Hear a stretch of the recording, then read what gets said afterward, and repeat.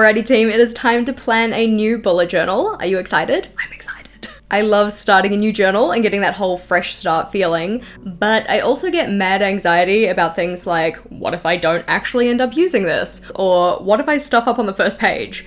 Or what if I miss something I need? Don't worry team, I've got you. Let us pre-plan our planners so we have a plan moving into our planning. Or something like that. The start of preparation is going to center around a mind map. Technically, you could do this as a list, but I much prefer the structure of a mind map because it allows me to connect ideas in ways beyond just a nested list or something similar. The first thing that I'm really thinking about with this mind map is, what do I want to use my journal for? This is what I'd also describe as the purpose of my journal.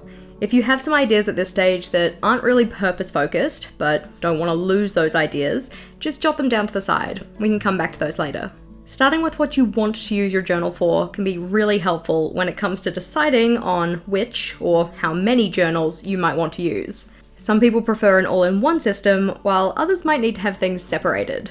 Looking beyond the purpose, this is where we can start thinking about what ideas we have for our journals to accomplish what we want to use them for. For example, if one of your purposes is self-care, what can you put in your journal or how can you set up your journal to help with this?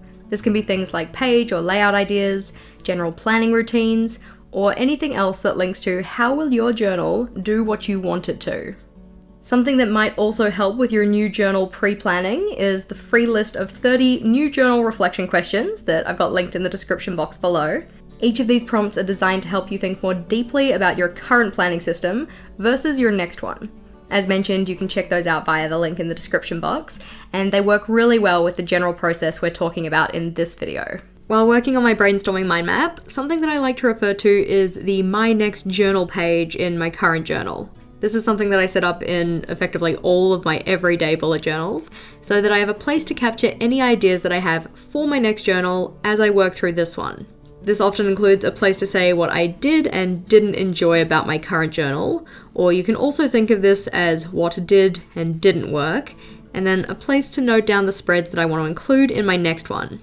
On the right, you can see I have a bunch of little spread thumbnails, which I'll use when I come to order the pages for the new journal. But first we need to finalize the pages we want to use. Looking over our brainstorm, we have some decisions to make. This is very much a two-parter, but firstly, which of these page ideas do you actually want to keep? And from the resulting list of those pages, do you want to have them all in the same notebook? Here you can see I'm color-coding the parts of my brainstorm, so it's a bit easier to answer these questions.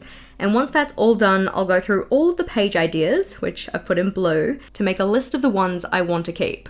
I already know that I'm going to be using multiple journals next year, so in making my list of pages to include, I'm organizing them into separate columns for each of those journals.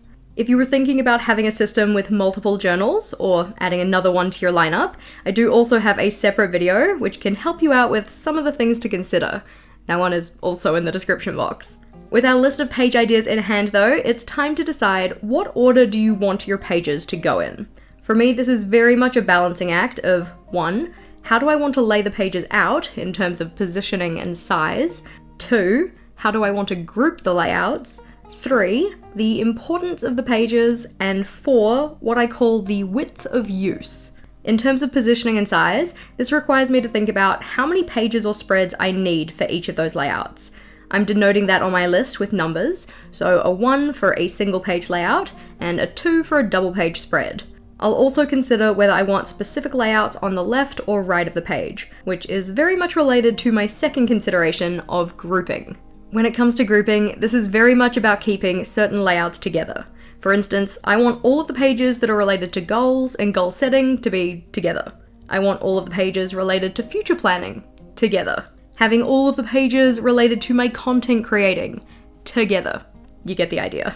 I want to make sure that whatever order I put the pages in, I have pages grouped appropriately. For importance, really I like to try and put the most important stuff up the front, or first in my setup. This will make those pages much more easily accessible, which is something I like. For width of use, I like to have things ordered from what I consider widest to narrowest, so looking at time frame or the width of information that I'm capturing. For example, putting the future log before the monthly logs before the daily log, because the future log has the widest time frame. An example is with regards to the information I'm capturing. That'd be more like the future log versus a content calendar. So the future log being the wider of the two, so I'd put it closer to the front of the journal. Once the pages are ordered, it's time to think about aesthetics. A lot of people prefer to go more minimal or with a neutral type design for their start of journal setup, with the most common reason stated being that they don't get sick of it. I find that interesting because if my design were too minimal, I would easily get bored of it. But it's completely up to you as to how decorative or minimal you want to be with it. I just think it's another opportunity to use a decorative theme, and I'm excited for the decoration in my next setup.